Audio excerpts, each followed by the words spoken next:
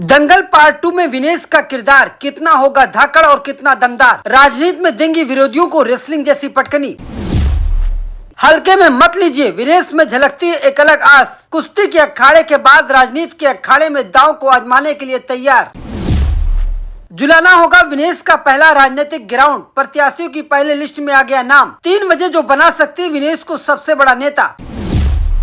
एक हफ्ता पहले विनेश फोगाट का बॉलीवुड एक्टर आमिर खान से वीडियो कॉल करते हुए एक वीडियो वायरल हुआ था। इसके बाद से दंगल पार्ट 2 की चर्चा शुरू हो गई थी। मीडिया रिपोर्ट के अनुसार ये सच भी है कि आमिर खान विनेश को लेकर एक बार फिर दंगल पार्ट 2 में नजर आने वाले हैं। शायद यही वजह है कि विनेश से वीडियो कॉल पर बात की। हालांकि विनेश का किरदार क्या होगा ये सबसे अहम बात है। विनेश ने अभी तक अपने जीवन में हमेशा से अपने विरोधियों को जोर की पटकनी दी है। हालांकि अब वो रेसलिंग छोड़कर राजनीति में आ चुकी हैं। ऐसे में सवाल है कि क्या विनेश रेसलिंग की तरह राजनीति में भी अपने विरोधियों को जोर की पटकनी देंगी या वो राजनीति का एक मोहरा बनकर रह जाएंगी। वैसे तो विनेश फोगाट रेसलिंग का बड़ा नाम है। पूरी दुनिया के पहलवान इस रेसलर के दांव पेश को लोहा मानते हैं। विनेश ने 1-2 नहीं 15 इंटरनेशनल मेडल कुश्ती में जीते हैं। ये किसी रेसलर के लिए खौफ जैसा है। अभी पेरिस ओलंपिक में विनेश ने जिस तरह जापान की कभी न हारने वाली खिलाड़ी को हराया वो सच में अद्भुत था। विनेश ने जब यह फाइट जीती तो उसके बाद मान लिया गया था कि पेरिस ओलंपिक में उनका गोल्ड पक्का है, लेकिन शायद किस्मत को कुछ और ही मंजूर था।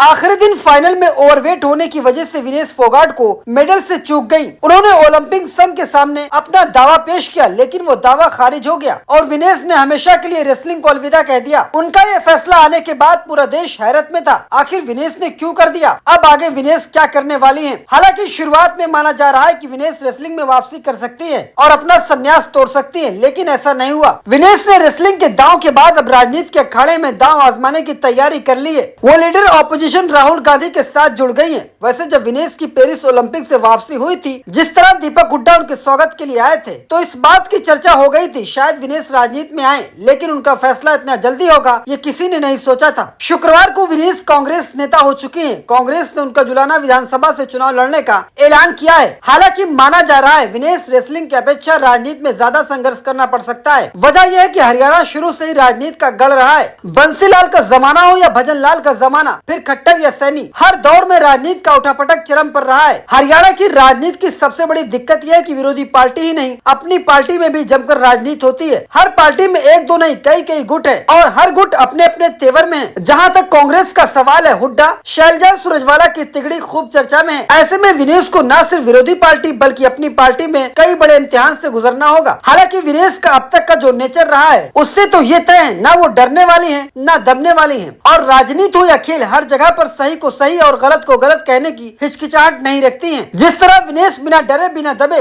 पूरी केंद्र सरकार से लड़ गई, वो सच में ताकत को बताती है। विनेश की दूसरी बड़ी खूबी ये है कि वो चीजों को जल्दी समझ जाते हैं। आपने देखा होगा विनेश ने ओलंपिक में जाने के लिए 1-2 जगह नहीं बल्कि कई जगह पर दावेदारी पेश की थी। 53 किलो वर्ग में अंतिम ओलंपिक में कुछ भी नहीं कर सकी, जबकि उन्होंने कोटे के लिए 10 में से 10 को हराया था। विनेश ने दूसरे 50 किलो वर्ग में एंट्री ली, फाइनल तक पहुंची। माना जाता है कि विनेश ने ये सब कुछ जानबूझकर किया था। इससे वो रेसलिंग संघ को चकमा देने में कामयाब हो गई। ये बात साबित करती है विनेश रणनीति और राजनीति को अच्छी तरह समझती हैं। माना जाता है राजनीति में वही व्यक्ति सक्सेस है जो सामने वाले को समझ ले। विनेश ने ओलंपिक कोटे के लिए जो किया वो सबसे बड़ा उदाहरण है। विनेश के साथ तीसरा बड़ा पॉइंट यह है कि जिस तरह बिना बाप के अकेले दम पर यहाँ तक का सफर तय किया, ये किसी 30 साल की महिला के लिए बहुत बड़ी बात है। विनेश ने न सिर्फ अपने खेल संघर्ष और अपने परिवार को संभाला बल्कि दुनिया में अपने परिवार का नाम किया। दंगल में सभी महावीर फोगाट, उनकी बेटी गीता, बबीता फोगाट की कहानी देखी, लेकिन विनेश की कहानी इन कहानियों से कहीं ज्यादा संघर्षपूर्ण रही है। अब विनेश बतौर राजनीतिक कितना रंग जमाएंगी, क्या वो रेसलर की तरह राजनीति में भी लोगों को पटकनी दे पाएंगी, ये तो आने वाला समय बताएगा। वैसे आपको क्या लगता है? कमेंट बॉक्स में अपनी राय हमें जरूर दें।